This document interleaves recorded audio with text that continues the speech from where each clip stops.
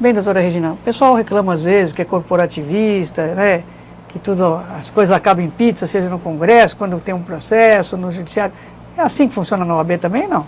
Não, eu posso afiançar o senhor, doutor, que a coisa lá no nosso, principalmente no Tribunal de Ética e Disciplina, tanto nas câmaras estaduais em São Paulo, como nas câmaras federais em Brasília, e aqui na nossa turma disciplinar, eu posso garantir para o senhor que isso não existe. Primeiro porque já existe, a partir desse ano, uma separação. Existem turmas, por exemplo, os relatores que funcionam, que são vindos de outras comarcas, porque existem relatores que são nomeados vindos de outras comarcas para nos auxiliar. Normalmente o relator que é da cidade não vai relatar nem julgar o processo da sua cidade. Exatamente, é isso, exatamente. Inclusive até para poder evitar esse tipo de ideia de corporativismo. Quer dizer, manter a transparência, a lisura, quer dizer, ele vai se atentar a fatos e a documentos, porque acontece muito isso. Às vezes a pessoa reclama e não junta documento, e só papel sozinho, às vezes adianta, às vezes não. A pessoa tem que ter outros elementos, testemunhas, como um processo comum. Sim, não é? Exatamente.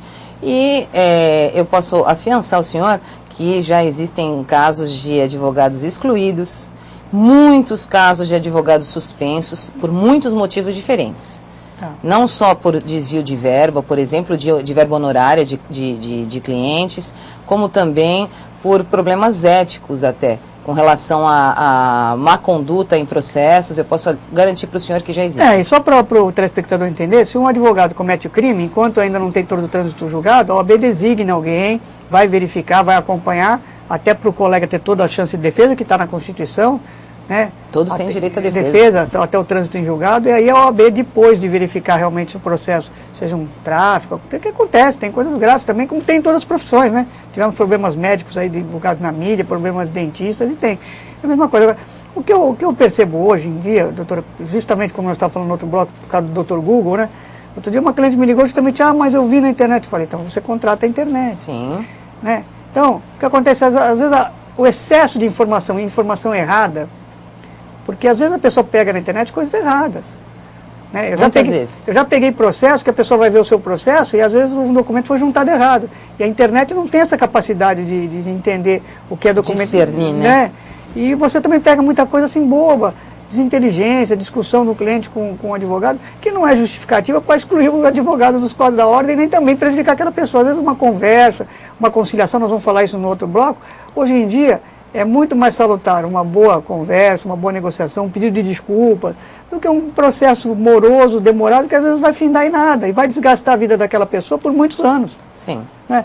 Quantas pessoas às vezes sofrem? Eu brincava naquela questão, né, que o processo começava uma desinteligência, virava uma ameaça, lesão corporal, depois um homicídio. Se você chegasse na desinteligência, na discussão e falasse, olha, vamos fazer as pazes, era muito melhor. Porque às vezes tem coisas tão pequenas no TED ou em outros lugares que as pessoas arrastam anos. Quando ela vai ver, ela se desgastou por um problema, uma discussão entre advogados ou clientes. Acontece isso também, né? Sim, hoje nós temos, inclusive, alguns colegas. É bom que se diga que todas as funções do TED são exercidas graciosamente por todos os colegas. Isso é importante. Tanto a presidência como os assessores especiais, porque é bom que se diga também que um presidente não resolve nada sozinho. Hoje, nós estamos com uma nova visão. Quantos relatores mais ou menos tem, assim, doutora? Assim, nós temos 20 relatores. Tá. A partir de 2010, agora, nesse meu mandato, nós criamos a figura de 2 assessoras especiais.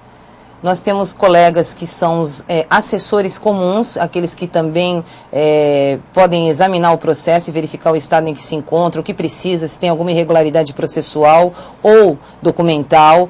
Esse processo, várias vezes, ele pode até, inclusive, ser remetido novamente à comarca de origem, para que seja feita uma nova diligência, uma instrução lá naquela comarca de origem. Quer dizer, é muito delicado. O processo é moroso, mas tem muita gente boa, com muito boa vontade, para poder trabalhar nos processos, que estão nos auxiliando. Na verdade, a minha intenção é abrir o TED.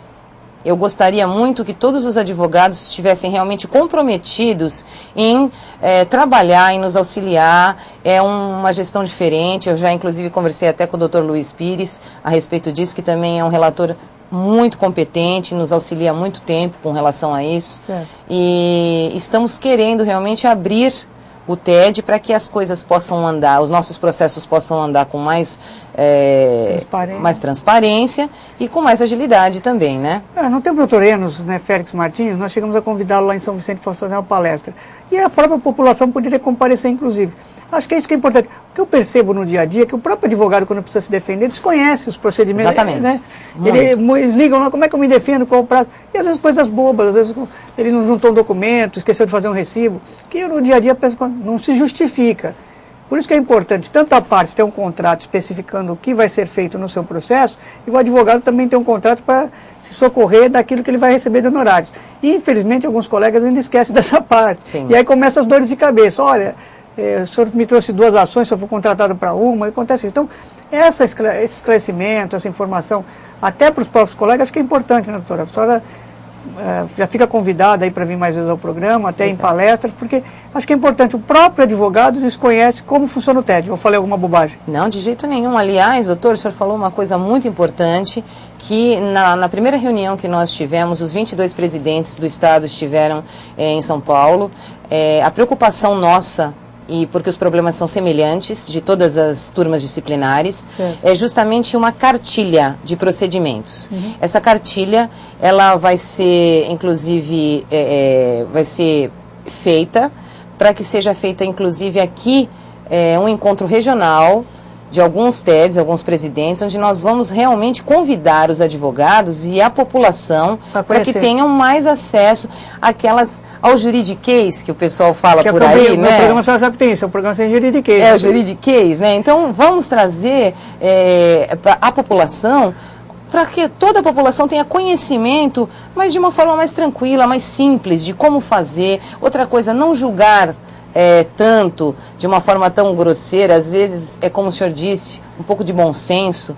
Será que isso é caso realmente? Então tem que ter um juízo de admissibilidade da pessoa que nós inclusive colocamos lá agora, alguns advogados que estão especialistas para fazer justamente esse juízo de admissibilidade. É caso de receber essa reclamação? Não é caso? Isso é um caso da senhora ou o senhor cliente conversar diretamente com o seu advogado, resolver. Olha, isso não é caso de uma reclamação. Ou então, não, isso é caso, então vamos transformá-la, mas o senhor age dessa forma. Então eu acho que isso tem que ser realmente explicitado, tem que ser, tem que ter uma maior ênfase para a população em geral. Doutora, nosso tempo, o bloco chegou ao final, sabia que ia ficar curto, já fica convidado para mim outras vezes. Obrigado pela sua simpatia, fazer esses esclarecimentos, acho que é importante, não só os advogados, como a população. E parabéns aí pelo seu trabalho, continue aí contando com o programa e com os colegas de São Vicente e da Baixada, que eu tenho certeza que apoia a colega, tá bom? Agradeço imensamente pelo convite e o senhor também, o que precisar, estamos abertos para voltar quando for preciso. Obrigado, doutora Regina. Obrigada. E a você, nosso telespectador, vamos fazer um pequeno intervalo, mas voltamos já, não saia daí.